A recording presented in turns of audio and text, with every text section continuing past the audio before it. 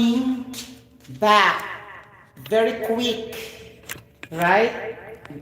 I swiftly coming back. Wow. Okay, things like that. So we need to discuss the different specific heat capacities. Okay, standards. Okay, so that we will not be confused. Okay, so when I was in college, I always memorize, let's say, one or two units. Then later on, I will convert that to another.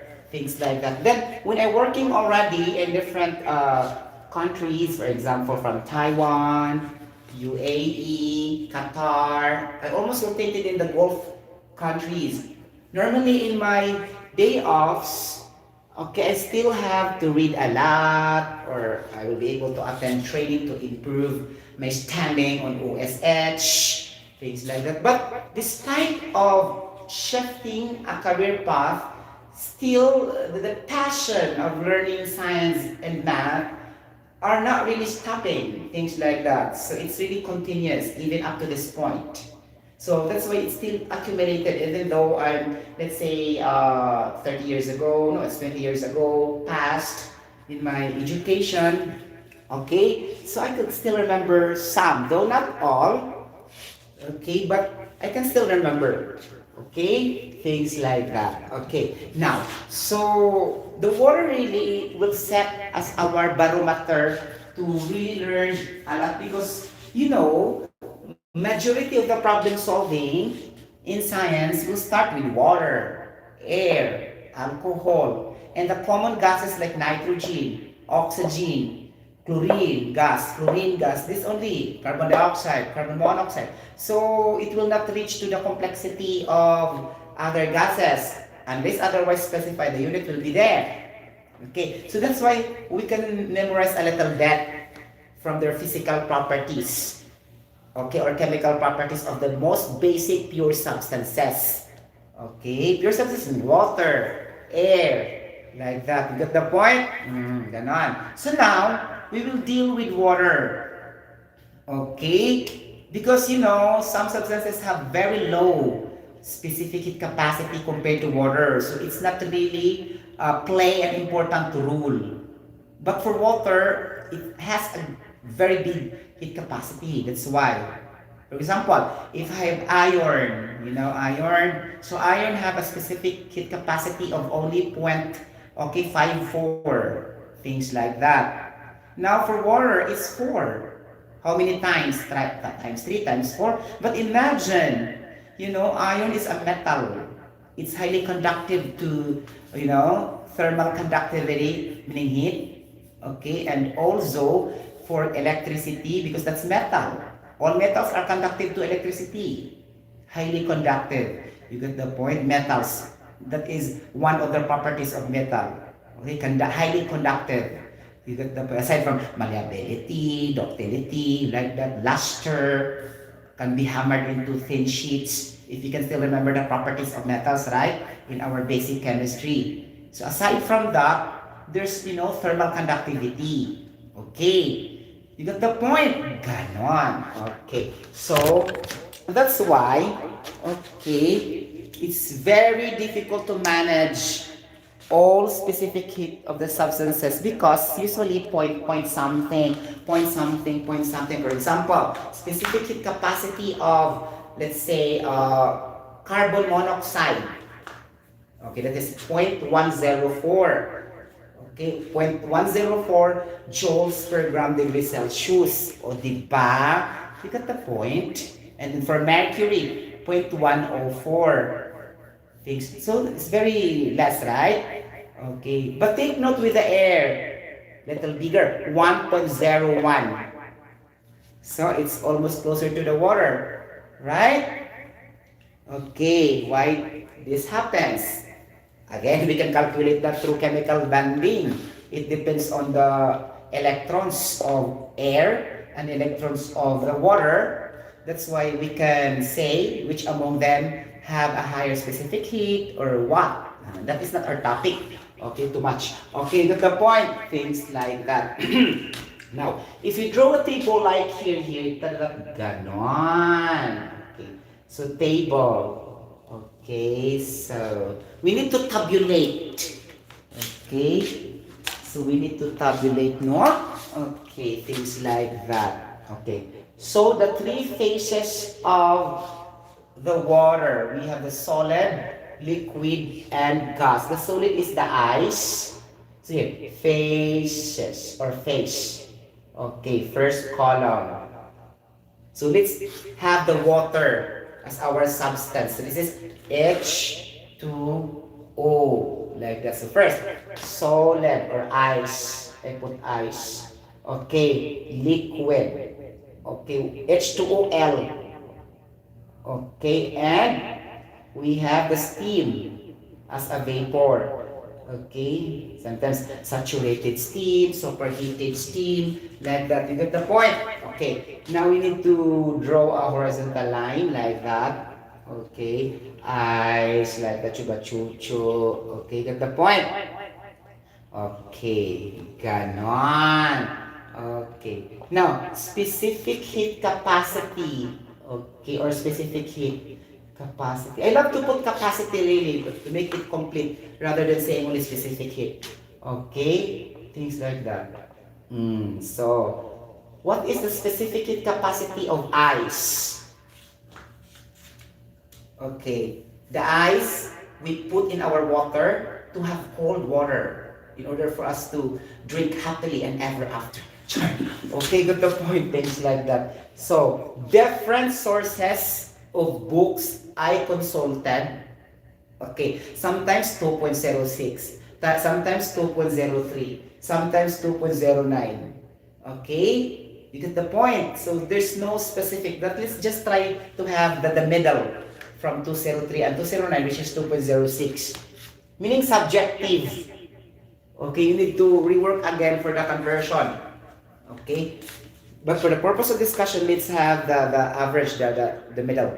Okay, 2.06. Okay, this is the unit will be joules, gram, degrees Celsius. And for liquid water, what is our specific heat capacity? Okay, we have 4.18. Okay, actually this is 4.184, but the 4 was dropped because it is not it is not rounded off by 8. You cannot make it 9 because 4 is less than 5.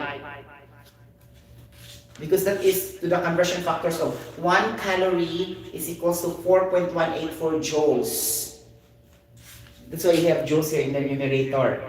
Okay, steam. So the steam, guys, has a lower specific heat capacity compared to the ice and the liquid. Obviously.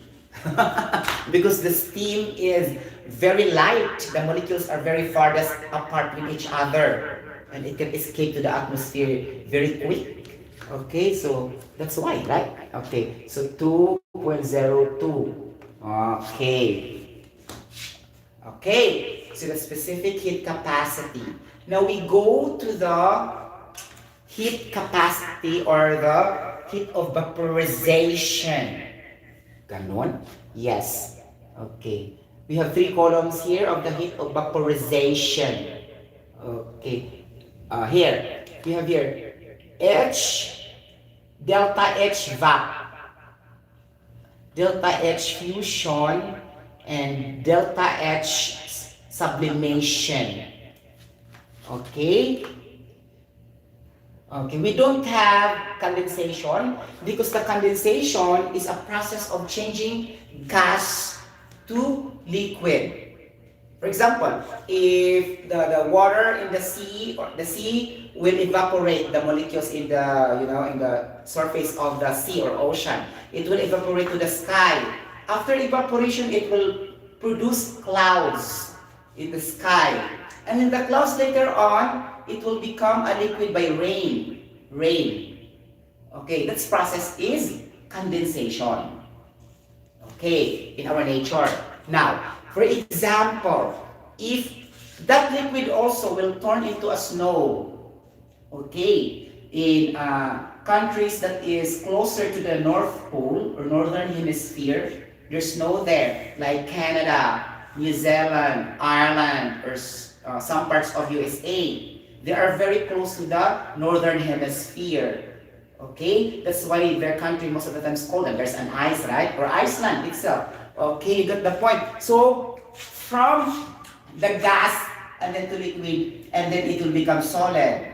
Okay, so what do you call that one? Okay, that is solidification. Okay, from gas to solid, so meaning to say solidification or deposition. Okay, you got the point. So, ganon. Okay, gas to solid. Okay. Okay, then if it's solid to gas, then that's sublimation. Okay, because our end product is a snow, that is solid, right? So you cannot say that's condensation. It's gonna be deposition and solidification, or shall we say, freezing point if our source will be the liquid at first. Okay, coming from the condensation at first. So it will become freezing. Okay, that's why ice occur in freezing point. Things like that, okay? Or if you start really from the first, okay, from the gas or from the solid to the liquid going to the solid, okay, so it will become solidification deposition because our reference is the gas, not the liquid. You get the point? Okay. But our reference is liquid to solid, freezing. But our reference will be the starting from the solid, okay, and then gas, because it will be gas there in the clouds, right? Gas or the vapor. Water vapor. Okay? Get the point? Things like that. So water vapor in the clouds, then gas to solid later on. So gas to solid, so muna siya the reverse of sublimation. That's solid deposition. Okay, you got the point? So very, not strange, strange, right? It's not popular. Okay, you got the point? Things like that. Okay, nakakaloka. Okay, get the point? Things like that. Okay, delta H vaporization. How much for the ice? Okay. Okay, for delta H vaporization, let's say liquid. Okay, delta H vaporization, we mean liquid because delta H vaporization starts with liquid before going to gas. So, our unit first will be, okay, we have here 540 calorie per gram. Okay, our unit first in terms of calorie. How about in joules per gram? Okay, in joules per gram. So this will become 2,260 joules per gram. How about kilojoules per mole? Okay, 40.7 kilojoules per mole. Be sure, when you memorize this each, you know how to solve. You know how to get that. Okay, because if you're plainly memorizing this, after how many years, it will be lost into your brain cells. You get the point? So the better is to understand, comprehend really what's really about that. The conversion factor, what about? You get the point, things like that. For the steam, okay, ganon. Steam, that is gas going to the solid. What's that? Or solid to gas. Sublimation. Okay? Solid to gas. Sublimation. Here in our steam, our final will be our basis, which is the steam. In the vaporization, our reference will be the basis. Okay. You get the point? Things like that. In the steam, what is our delta H of vaporization? Things like nakakaluka, no? Okay. So, it's raining, man. Meaning to say, it's the process of, okay, gas to liquid, condensation. Okay, nakakaloka. So, ana siya, no? Okay, now for our eyes, okay, our eyes will be the fusion. Okay, fusion for the ice is 6.01 kilojoules per mole. Then convert that to calorie. It's gonna be 80 calorie per gram. Then our joules, 2,838 joules per gram. It's not easy to memorize this. Okay, you need to really understand. And then the differences, like the take note, the differences, the gaps, like that, you get the point. Okay, and then your delta H of sublimation. Saman. Okay, sublimation will be 51.13 kilojoules per mole. Okay, now how about our steam? It's gonna be 335. Are you sure? Okay, so if you are not really sure, take note. That's steam. That's lighter, right, than ice. Okay, so it is juice. So understood, it has greater value. Okay. The more it is a joule, that have a greater value compared to calorie. You get the point? So this is gonna be okay 238, 6.01, and 80 calorie per gram. And the sublimation, we have here our calorie per gram will be 678.35 calorie per gram. Okay, what is our in terms of joules per gram? This is gonna be 335. Okay, are you sure? If you are not really sure, then convert. Okay, things like that. You get the point? Now, see, 80 times 4.30, 80 times 4.18. Okay? 80 times 4.14 maybe. Okay, so that you will attain a perfect conversion. Okay? Okay, so the 334 will be here in the ice. So things like this, guys, that's why it's very important to understand. Right? Not only plain memorization. Okay, you got the point? Things like that. Here is a 2838 based on the multiplication. You can easily evaluate the multiplication. It will become big, it will become less. So you can really adjust later on. Okay? Correct mo rin na si neurons after, right? Okay. So, our ice will be the delta heat of fusion, because fusion is a change from solid to liquid. The solid ice will turn into liquid later on. Okay, things like that. And our liquid will vaporization, because our liquid will change to gas later on. Then our sublimation is steam, because our gas will change to solid or solid to gas. Okay, you got the point. So solid to gas, then this is sublimation. Wala tayo condensation, because condensation is simply the reverse of the vaporization. So all of this unit will be a negative value. Negative 5.40, negative 2.60, negative 40.7. As I told you, heat capacity has negative, but specific heat capacity or specific heat has no negative. Okay? By theory. Okay? Ganon. Okay, get the point? So who knows, in the choices, you will be given a negative heat capacity. Then, you will never answer that, even the value is correct. Because sometimes, guys, in the examination, there's have the same value, only sign are different. This is the most crucial part. Okay, positive, because the answer will be positive 335. There's also negative 335, and you compute already 335 the same also. Okay, so it depends. Oh, what's this all about? So meaning, it has to do something with the direction, the positioning, like that. As I told you, you know, condensation is the reverse of evaporation. That's why negative sign. Get the point? Things like that. Okay. So the reverse of fusion, what's that? Okay. For example, solid to liquid, liquid to solid. Solidification. So your heat capacity here all will be negative. What's the reverse of sublimation? Di ba sublimation, solid to gas. Gas to solid, meaning deposition. So negative, all your deposition heat capacity here. Okay? Because the reverse of these processes or phase changes will be the negative sign. You get the point? Ganon. So this is very easy. The given in the problem is only water. Okay, but if not water problem, you need to refer to table, but usually it will be given. No.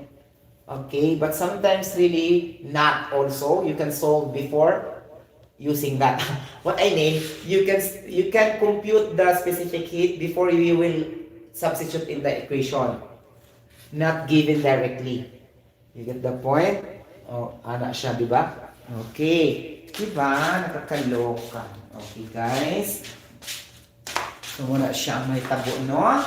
Now, I need to discuss now the common specific heat capacity. At least mga kuan lang siya, no? At least mga 8 lang or whatever. Okay, get the point. So, for water, 4.18, okay, joules per gram degree Celsius. This is water class. Okay. For air, we have 1.01, the same unit. Okay, the same unit, okay? And then we have we still have the aluminum. Okay, the aluminum. Okay, we have, let's say, 0.902. Okay, then we have the sodium chloride, 0.864, the same unit. And then we have the iron as our example before, so 0.54. Okay, and we have the copper, so we have 0.385, like that. And then we have the mercury, 0.140, like that. You get the point. Okay, the gold specific heat is 0.129. The steel specific heat, steel, okay, 0.111. Carbon monoxide specific heat capacity or heat, okay, we have 0.104. Carbon dioxide, okay, specific heat capacity 0.84, like that. Okay, so how many? 1, 2, 3, 4, 5, 6, 7, 8, 9, 10, 11. At least 11 you memorized specific heat capacity. If these substances are found in the problem solving, then it's easy for you to solve. Okay, without looking the table in the handbook or whatever. Okay, because these are standard SATP, standard ambient temperature pressure at 25 degrees Celsius. Okay, you get the point. Ganon. Any questions so far for this? Now you understand what is STP and what is SATP. STP, as standard temperature and pressure, your temperature there is 0 degrees Celsius and your pressure is 1 atmosphere. In SATP, standard ambient temperature and pressure, your temperature is 25 degrees Celsius, but your pressure also is 1 atmosphere. So there's a little difference between SATP and STP. Okay, things like that. Any questions so far? Muna sa masayog tayo solve, guys, no? Okay. Because we don't know really the theory behind the standards also. We keep on using this one, and then but then it will not hold through already. Okay? Things like that. Water at 20 degrees Celsius, like that, okay? And then what is the mass of the water? And it's mentioned the temperature. And then we use directly the 1. Because we understand that 1 is the standard. And remember, the temperature is mentioned. So your density will not be 1 anymore. O, diba? Get the point? Ganon. So because we keep on using 1, 1, 1, 1, 1, like that. Because sometimes it will not, kung walang dimension, 1 naman guda yun. Okay? You get the point? Okay, ganon. Diba, guys? Thank you so much for watching. I hope you like this explanation about specific capacity and heat capacity. Okay, bye-bye guys, everybody. See you later for my next vlog. See you tomorrow. Bye-bye. Remember that Jesus loves us. Bye-bye. Babush. Oh, diba? Diba, guys? Char.